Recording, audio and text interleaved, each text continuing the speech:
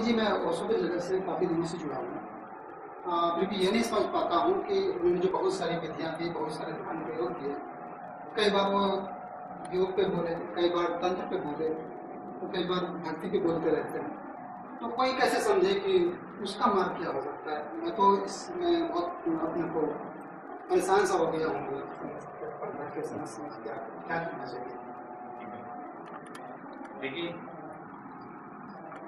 आपने जो बात कही, ये बात ओशो जगत में एक बहुत बड़ी दिक्कत बन चुकी है। इसको समझना हो तो आपको थोड़ा सा ऐसे समझना पड़ेगा कि जो शिविर होते हैं, इसको ओशो ध्यान शिविर के रूप में लोग जानते हैं, वो असल में ध्यान शिविर नहीं होते। ओशो ने देखिए पहले भी कहा था कि आनंद स्वभाव को जो है तो उन्होंने अपना धर्म तो नियुक्त किया था कि आनंद स्वभाव तुम जाओ और दुनिया में मेरी बात करो। आनंद स्वभाव प्रेमी टाइप के व्यक्ति थे और ओशो को बहुत प्रेम करते थे। तो जब उन्हें लगा कि अब गुरु ने कहा है कि लोगों के बीच जाके ध्यान की बात करो, तो उन्हें समझ में नहीं आया करें क्या। तो उन्होंने क्या किया, ओशो ने बहुत सी जो विधियां दी थी उनमें से कुछ विधियों को चूज करके पैकेज बनाया और वो पैकेज बना के लोगों के बीच गए और उन्होंने ध्यान करवाया। नाम ध्यान शिविर रखा गया, लेकिन असल में उसका नाम होना चाहिए था ओशो प्रचार शिविर, कि लोगों के बीच जा रहे हैं, ध्यान काफी सारी विधियां दिखा रहे हैं, एक डेमो के रूप में बात की जा रही है। ओशो जब खुद शिविर लेते थे, आज तक पृथ्वी पे ऐसा हुआ है कि शिविरों की जो रूपरेखा शुरू हुई है, ये ओशो के बाद से शुरू हुई है, जब उन्होंने आनंद स्वभाव को कहा। ओशो ने जो खुद शिविर लिए वो अलग टाइप के शिविर होते हैं। वहां ओशो की प्रेजेंस होती थी और वो किसी एक विधि को उठा के अपनी बात कहते। वो विधि जिनके रुचिकर होती थी वो उस पर आगे यात्रा करते थे, बाकी लोग फिर प्रश्न करते थे तो उनके अनुरूप ओशो दूसरी विधि की बात करते, वो अगले फिर शिविर में होते। लेकिन जब ये शिविर की रूपरेखा ऐसी हो गई कि उसमें 8-10 प्रयोग शामिल कर लिए गए, तो नियमबद्ध करने से एक तो ओशो ध्यान शिविर के नाम पे 3 दिन के लिए लोग जाते हैं और वो सोचते हैं हम साधना कराएं, लेकिन वहां पे होता क्या है, जैसे कि ओशो ने कहा कि मैं तुम्हारे सामने महावीर की बात रख रहा हूँ, बुद्ध की बात रख रहा हूँ, नानक की बात रख रहा हूँ, आकाश में इतने सारे पक्षियों की जो मैं चर्चा कर रहा हूँ, इसमें मीरा भी शामिल है, तो मैं इसलिए कर रहा हूँ कि तुम अपने स्वभाव के अनुरूप चुनाव कर लो और उस पर यात्रा करो।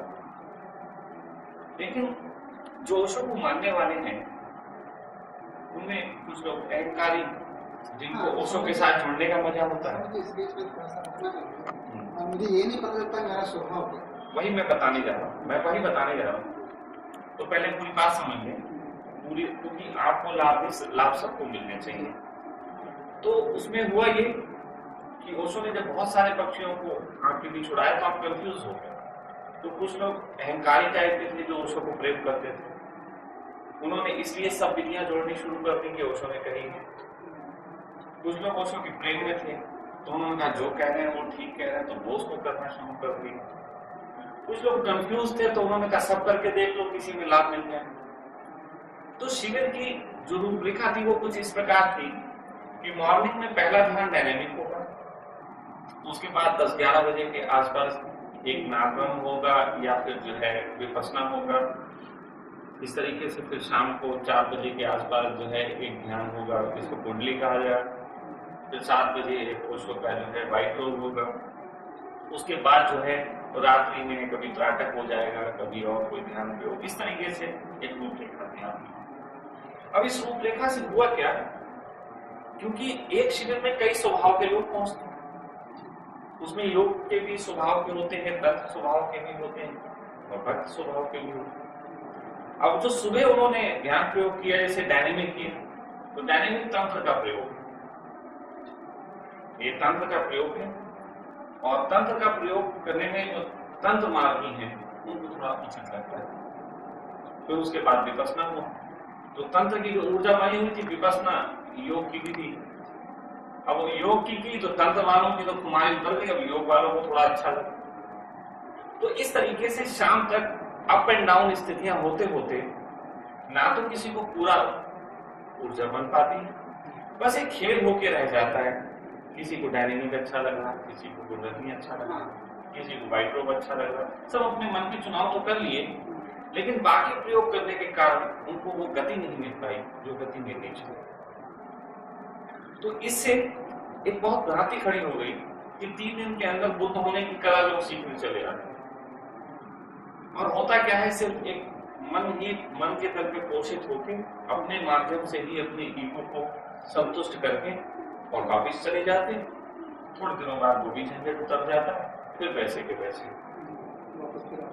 तो यहाँ पे आपका प्रश्न बहुत कीमती हो जाता है कि इंसान को अपने स्वभाव का पता होना चाहिए, क्योंकि जब जगत में इतनी विधियां किसी व्यक्ति ने दे दी, तो ऐसे में यदि आप चुनाव नहीं कर पाओगे तो स्थिति ऐसी है कि आप अंतर्राष्ट्रीय बस अड्डे पे पहुंचे, बसें तो हर दिशा की वहां जाती है, लेकिन आपको मालूम नहीं कि आपको बैठना किसमें, तो भटक जाओ।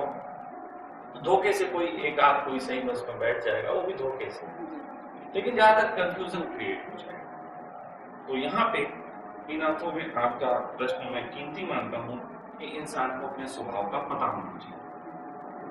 लेकिन स्वभाव का पता हो, इससे पहले जरूरी यह भी है जान लेना कि योग क्या, तंत्र क्या, भक्ति क्या।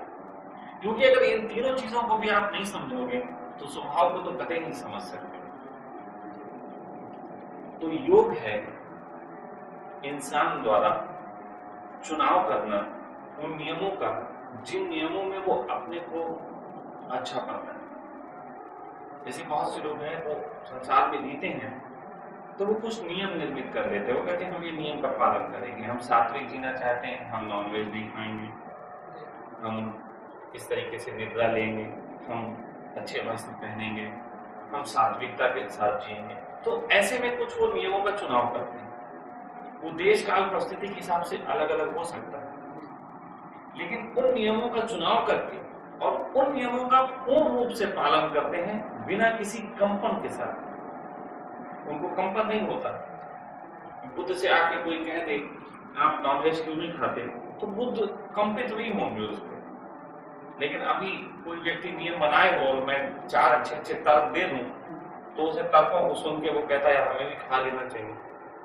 वो अच्छे तर्कों के प्रति वो नतमस्तक हो जाता है। तो ये नहीं, योगी जो है वो चुनाव करता है जिन नियमों का, उनको बिना किसी संदेह के पूर्ण रूपेण पालन करता है, और वो उन नियमों पे बहता हुआ यात्रा करता है उस जगह की जिसको बुद्धत्व कहते हैं। ये है योग। फिर तंत्र दूसरी बात, तंत्र कहता है कि मैं चुनाव करने में अपने को सक्षम नहीं पाता, मुझे नहीं मालूम कि मैं किन नियमों का चुनाव करूं, और मुझे तो सरलता से इसमें है कि शरीर जब बना तो तंत्र का मतलब है शरीर, तांत्रिक का मतलब है जिसने शरीर साधा, और शरीर जो भी साधेगा वो 5 इंद्रियों को अपने बस में लेगा, क्योंकि 5 इंद्रियों को अपने बस में करने से 6ठी इंद्री अपने जाग जाती है। तो योगी जो है वो नियम बना के अपनी साधना करता है। तांत्रिक कहता है मैं नियमों का पता नहीं, इसलिए हम 5 इंद्रियों के पीछे अनुसरण करेंगे, हम 5 इंद्रियों के पीछे चलेंगे, हम उसको सहयोगी बनेंगे, हम उसको निहारेंगे, हम 5 इंद्रियों की छाया में बैठेंगे।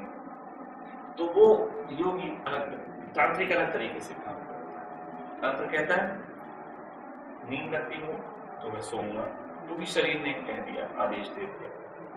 भूख लगती है तो मैं खाऊंगा, क्योंकि शरीर अब मान रहा है। तो वो शरीर का फॉलो करता है, वो जगत के बनाए हुए नियमों को पकड़ लेता है जो उसको शरीर के रूप में, तो वो उसके पीछे चलता है। तो पहला योगी वो जो अपने बनाए हुए नियमों को पालन करता है, तांत्रिक वो जो जगत के दिए हुए नियमों का पालन करता है।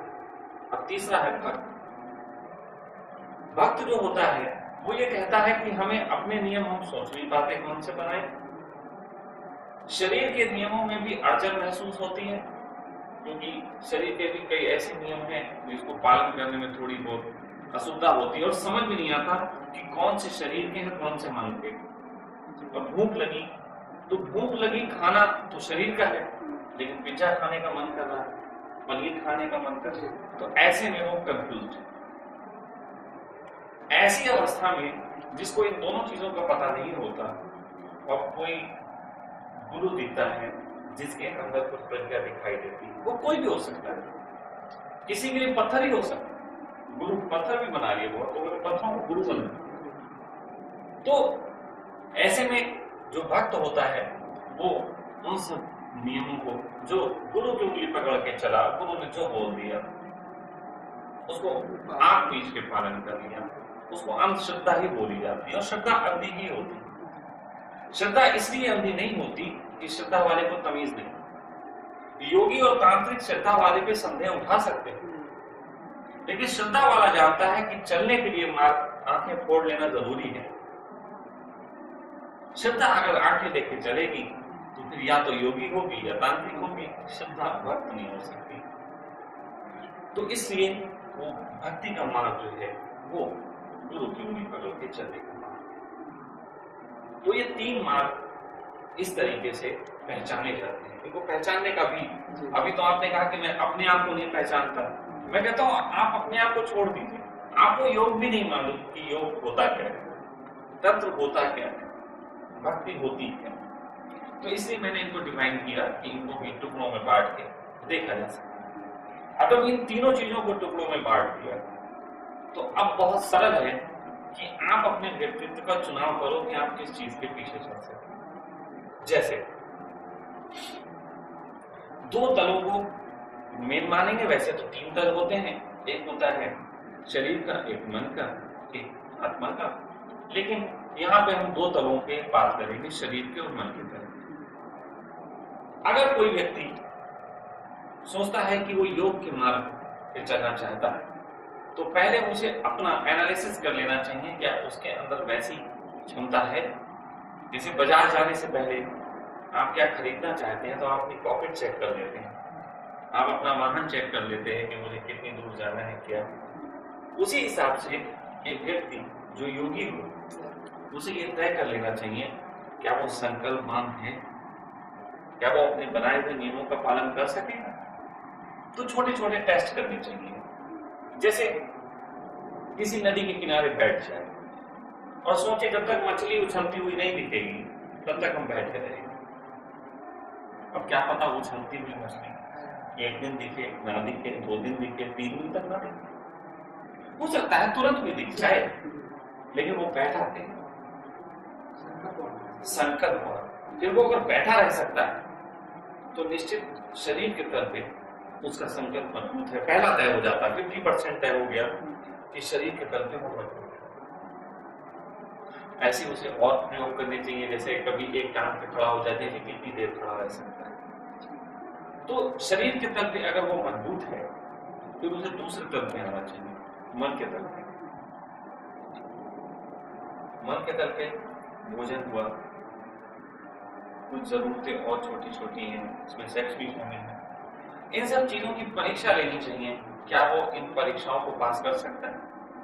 उसे अपने सामने अच्छा भोजन रख के संकल्प रखना चाहिए कि मैं इसे नहीं खाऊंगा, स्वादिष्ट है, पूर्ण है, लेकिन मैं खा पाऊंगा नहीं खा पाऊंगा। तो ऐसे छोटे छोटे अगर वो टेस्ट ले और इसमें पास हो जाए तो निश्चित ही वो योग के रास्ते में चल सकता है। फिर उससे आगे की बात हो सकती है, मतलब पहले उसका स्वभाव तो तय हो जाए।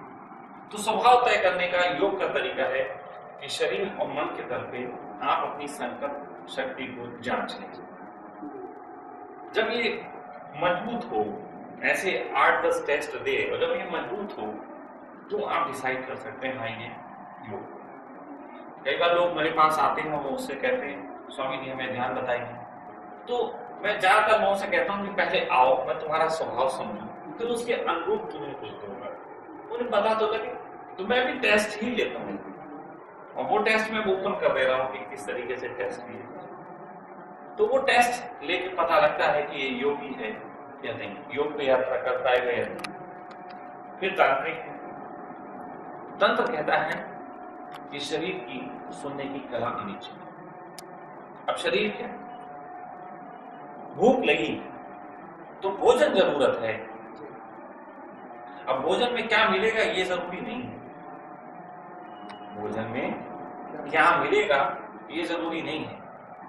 तो शरीर, शुद्ध शरीर को करने के लिए आपको भोजन की आवश्यकता है। अब आप कहीं जाइए, अब आपको भोजन मिला तो आप किसी ऐसे घर में पहुंचे जहाँ नॉनवेज बनता है, आप खाते नहीं और उसने नॉनवेज लगा दिया, तो आप खा पाएंगे सहजता से?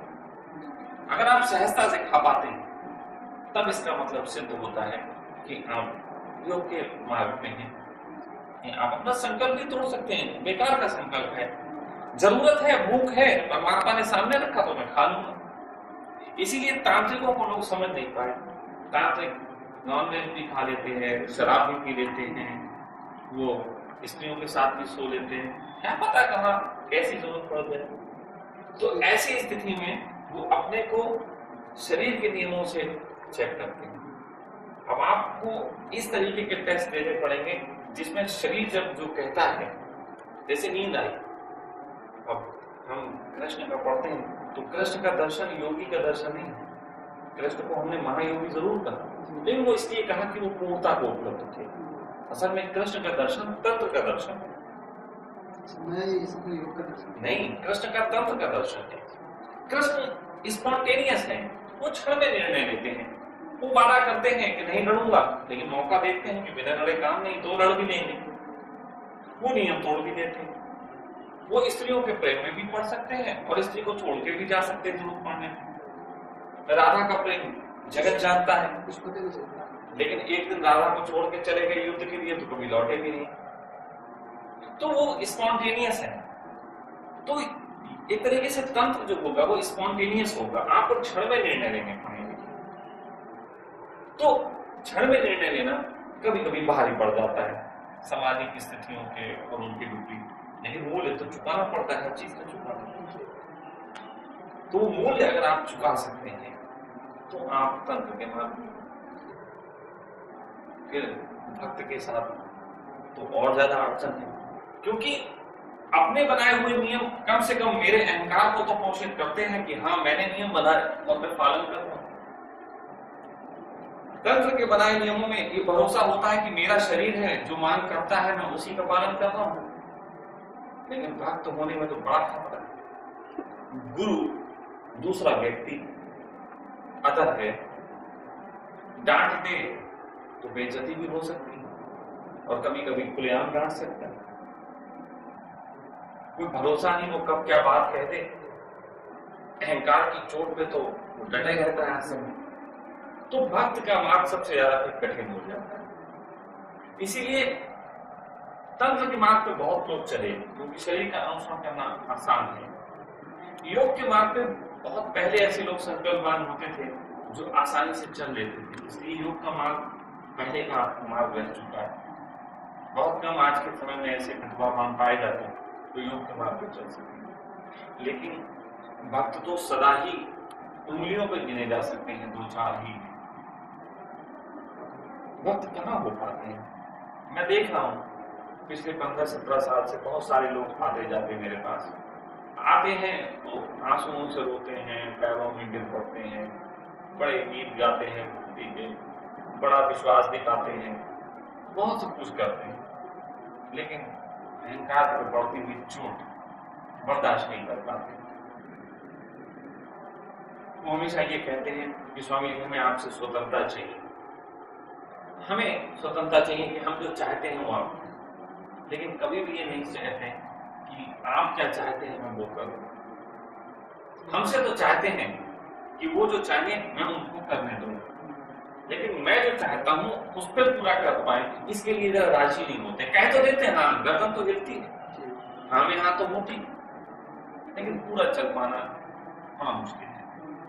अभी सुनते हो ना जॉर्ज गुरजेफ की बात, ये ऑनेस्ट प्रेस की था, उनका शिष्य 40 साल बाद छोड़ के भाग गया, 40 साल तक संग में रहा।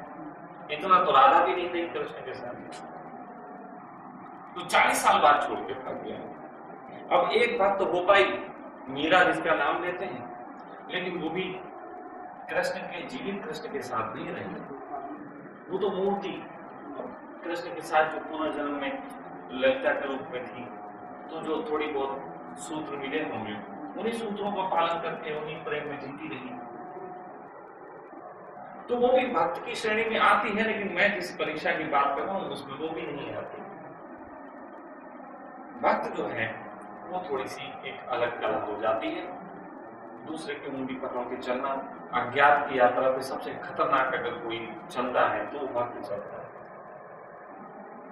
इसीलिए भक्त अगर प्यारा हो जाए, भक्त अगर वाकई में कोई मिल जाए, तो ऐसे कितने गुरु रहे हैं जो भक्तों के पैरों में पड़ गए। जैसे कई गुरु रहे हैं जिन्होंने भक्तों की सेवा की।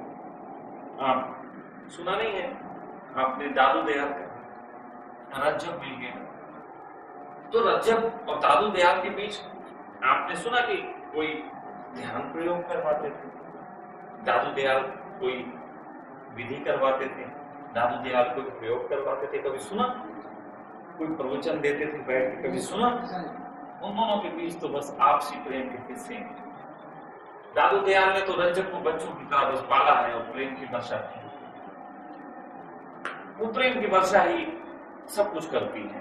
अहंकार भी तोड़ते थे, सहलाते भी थे, थोड़ा पीटते भी थे, थोड़ा बचाते भी थे। वो कहते नहीं मटका ऊपर से ठोक रहे हैं, अंदर से रोक रहे हैं। तो गुरु वाला काम तो ऐसा होता है। लेकिन शिष्य के बीच में भी घटना घटती है, गुरु शिष्य के बीच तो बहुत अद्भुत घटती है। तो वो समझना हो तो फिर यही तरीका है कि अगर किसी की उंगली पकड़ के चलने का साहस है, और वो पहले दिन ही आता है, किसी को देख के पहले दिन ही लगता है कि इसकी उंगली पकड़ के चल सकते हैं, अपनी आंखें खोल के जो बोले कर रहे। ये साधना थोड़ी दुर्लभ है, लेकिन ये साधना, इसमें अगर पूरा उतर पाए तो खतरा नहीं। इसमें खतरा लोगों को लगता है, अहंकार होने का खतरा लगता है। गुरु हत्या नहीं कर देता किसी की, गुरु बचाता भी है, गुरु तुम्हारे लिए व्यवस्था भी करेगा, कपड़ों की व्यवस्था भी करेगा, खाने की करेगा, वो तुम्हारे लिए सब कुछ करेगा। बस दो चार चोटें देता है कभी कभी, जिसको लोग बर्दाश्त नहीं कर पाते। तो इसलिए ये तीन ढंग हैं। लेकिन आज के जगत में ऐसा हो गया है कि अगर कोई व्यक्ति है, शरीर के तल पे तो वो संकल्पवान है, लेकिन मन के तल पे वो कच्चा है। आजकल तो बड़ा मिट्टी के मामू टाइप हो गया है, तीनों क्वालिटी लोगों को लगता है उनके अंदर पाई है। कई लोग ऐसे होते हैं जिनको लगता है हमारे अंदर तीनों क्वालिटियां, ऐसा भी होता है, ये तीनों क्वालिटियां लगती हैं। तो अगर तीनों क्वालिटियां हों तो फिर इसको ढंग है। तीनों क्वालिटी का मतलब है कंफ्यूजन। अगर कंफ्यूजन है तो इसको सारा तो गुरु करे, लेकिन इसमें चलने का ढंग थोड़ा बदल जाता है। ये मैं जो बात कर रहा हूं ये थोड़ी सी नई बात है, ये आज के जगत में थोड़ी बात है। ये ऐसा है कि अगर तीनों किसी के अंदर बातें हैं तो निश्चित ही वो गुरु की उंगली थाम के ही चल सकता है। लेकिन उन्हों को नहीं थाम पाएगा, वो अपना संकल्प मान भी है तो उसे अपने संकल्प को भी सहलाना पड़ेगा। थोड़ी सी वो अपने इंद्रियों के प्रति भी झुका हुआ है तो उसको अपनी इंद्रियों के प्रति भी कार्य करना पड़ेगा। उसकी सेक्स की जरूरतें हो सकती हैं, उसकी अपनी और जरूरतें हो सकती हैं, क्योंकि गुरु उस पर भी चोट करता है तो थोड़ा बचाना पड़ेगा। तो यदि तीनों चीजें हैं तो इसका ढंग ये हो सकता है कि गुरु के प्रति प्रेम में हो और अपनी बची हुई योग की और तंत्र की ऊर्जा को गुरु के कार्य में ही समर्पित कर दो। जैसे अगर संकल्पवान हो तो गुरु के लिए संकल्प लो कि मुझे इनके लिए कुछ करना है, और उस कार्य में पूरे लग जाओ, पूरे तरीके से लग जाओ, तो तुम्हारा संकल्प संतुष्ट होता है कि मैं गुरु के लिए कुछ कर रहा हूं। इसमें अपना थोड़ा अहम भी पुष्ट होता है और साथ साथ गुरु के लिए करते रहते हैं, उसका सानिध्य बना रहता है। उसमें यदि आपके तंत्र की बातें हैं तो वो भी ऊर्जा जो है गुरु के कार्य के प्रति समर्पित करके लगाई जा सकती है, उससे राय ली जा सकती है। वो खुद संभालेगा, वो खुद बताएगा। वास्तव में अगर कोई गुरु है तो अब जिसे खुद ही पता नहीं है, खुद किताबें पढ़ पढ़ के बोल रहा है, तो वो तुम्हें क्या समझाएगा। लेकिन जिसने जाना जीवन, मैं इसको ऐसे कहता हूं कि जो चौराहे पे पहुंच गया, वो भले ही किसी रास्ते से पहुंचा हो, लेकिन चौराहे पे पहुंच के वो जानता है कि यहाँ कौन कौन से रास्ते आते हैं, उसको सब रास्ते दिखने लगते हैं। तो गुरु जो है वो आपके लिए इसमें सहयोगी बनता है। उसमें आप संकल्प की ऊर्जा और तंत्र की अपने ऊर्जा, वो दोनों ही, तंत्र की ऊर्जा ऐसी है, मैत्री की ऊर्जा है। तो गुरु का भी एक संग होता है, उस संग में उस मैत्री की ऊर्जा को लगाया जा सकता है, उस संग में उसका उपयोग किया जा सकता है। लेकिन वो गाइडेंस गुरु का काम करेगा। गाइडेंस के बगैर वहां पे अगर तुम करोगे तो भटकोगे। तो ऐसे में इंसान अपनी यात्रा कर सकता है, क्योंकि मेन चीज है डिवाइडिंग माइंड ना हो। यदि आपके अंदर संकल्प शक्ति भी है और गुरु के प्रति समर्पण भी है, तो आप डिवाइडिंग माइंड रहोगे कि आपका संकल्प जो है वो आनंदित नहीं हो रहा। तो जब तक उसी दिशा में नहीं लगाओगे तब तक तो डिवाइडिंग माइंड खत्म नहीं कर पाओगे। और डिवाइडिंग माइंड खत्म नहीं होगा तो यात्रा नहीं होती, किसी की भी नहीं होती। पैरों में पत्थर बांध के कोई भी समुद्र पार नहीं करता। भव सागर पार करना हो तो स्वतंत्रता चाहिए। तो इसलिए ये 3 मैंने बताए आपके आयाम, इसको पहचानने का तरीका और अपने स्वभाव को भी समझने की तरीका। और उसके अलावा अगर मिक्सअप हो तो निश्चित ही जिनके स्वभाव में लगता हो कि मिक्सअप हो गया है, उनके लिए गुरु के अतिरिक्त कोई और मार्ग नहीं। हाँ, 100% वाला नहीं है, मैं फिर कह रहा हूँ, समझदारी से गुरु के साथ चला जा सकता है। जैसे ऑनेस्ट पैस्की था, वो संकल्पवान व्यक्ति था, वो बहुत कुछ कर सकता था अपने जीवन में, लेकिन उसके अंदर भक्ति की भी चाह रही होगी, भक्ति जैसी भी ऊर्जा थी। तो उसने जब गुरजेब को देखा तो वो झुक गया। लेकिन कमाल की बात थी, उसने अपने संकल्प की ऊर्जा को गुरजेब के लिए लगाया। गुरजेब को अगर दुनिया जान पाई तो ऑनेस्ट पैस्की की वजह से जान पाई। तो ऑनेस्ट पैस्की ने अपनी पूरी ऊर्जा गुरु के प्रति लगाई और यात्रा की, बहुत अच्छी यात्रा की। लेकिन थोड़ा अंत में डगमगा गया, वो गुरु की नहीं सुन पाया। गुरु वहां पे संभाल रहा था लेकिन उसे समझ में नहीं आया। तो थोड़ा सा अगर ऐसे मिक्सअप करके यात्रा हो तो कई बार ऐसा भी होता है कि मान लो ऑनेस्ट पैस्की की यात्रा नहीं हो पाई, लेकिन उसने इतना काम तो किया कि गुरजेब के संदेश को दुनिया में पहुंचा दिया। इतना भी बहुत बड़ा है। ओशो ने भी इसको स्टार्टिंग अपनी पहली पुस्तक में कहा कि तुम अपने आनंद के साथ साथ दूसरे आनंद की भी चिंता करो कि दूसरों को भी आनंद मिले। ओशो ने तो शुरू में जब 50 लोगों को बैठा था तो कहा था कम से कम हफ्ते में एक व्यक्ति तुम ध्यान के लिए जोड़ो। अब वैसे तो लगेगा ये आदमी बड़ा मैनेजमेंट कर रहा है, चालाकी दिखा रहा है, लेकिन जितना तुम आनंदित होते हो गुरु को पाके और गुरु के बारे में बात करके, उतना ही वो व्यक्ति भी जिसके साथ जुड़ के आनंद को पा रहा है उसको फैलाने के लिए आतुर होता है। अगर ओशो अपना प्रचार कर रहे हैं तो इसलिए अपना नहीं कर रहे हैं क्योंकि अब वो बचे नहीं है, वो परम से जुड़ चुके हैं, तो वो परम का प्रचार कर रहे हैं। तो वो प्रचार करने का ढंग यही है कि अपने को ही रिप्रेजेंट करना पड़ता है। तो इसलिए उसमें ऊर्जा जब लोगों ने लगाई तो ओशो, भले ही वो लोग खुद उतने आनंद को ना उपलब्ध हो पाए, लेकिन ओशो कहते हैं यदि आप दूसरे को आनंद देने की यात्रा पे चलते हैं तो भले ही आप आनंद को उपलब्ध ना हो, लेकिन चलते चलते आप इतने शांत हो जाते हैं कि वो आनंद भी बहुत बड़ा है। तो इसलिए गुरु के साथ चलने का दिखाई है। जिन लोगों को लगता है मिक्सअप है वो तभी समझ पाएंगे। अगर अपने आप समझने चलेंगे तो कंफ्यूज हो जाएंगे। अगर गांठ लगी हो तो उसको वही सुलझा सकता है जिसे गांठ दिख गई, और जिसकी खुद गांठ लगी हो, जैसे गांठ लगी हो तो गांठ अपने को स्वयं नहीं सुलझा सकती, सुलझाएगा तो दूसरा, वही सुलझा पाएगा जिसके पास आंख है, जिसके पास समझ है। तो वही इसी के लिए गुरु को वही कहा गया कि जिसके पास आंख है, जिसके पास समझ है, वही तुम्हारी गांठ को सुलझा सकता है।